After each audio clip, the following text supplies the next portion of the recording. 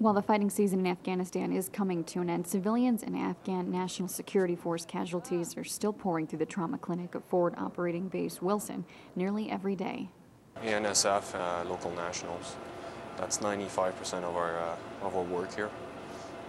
Going from gunshot wounds to IED strikes, to fights or execution, you name it, that's what we get.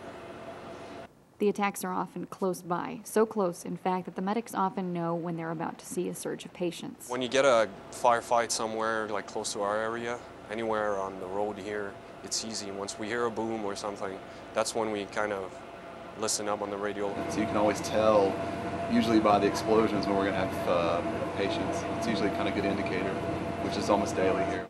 Working together at the trauma center are the American and Canadian medics who treat the constant flow of casualties that come through their doors.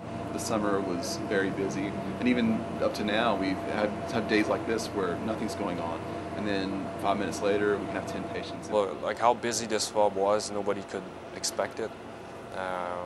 We never saw it coming.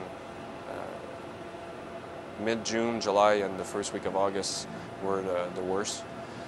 Just in that time frame, we saw about 100 traumas, and it was just nonstop.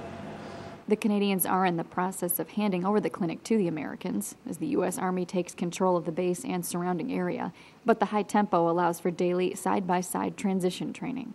They operate their tables a bit differently than the way we would do it, where we would have a huge staff.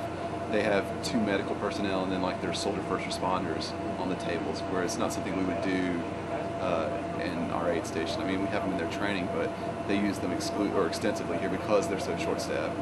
Mostly understanding the level of competence in between people.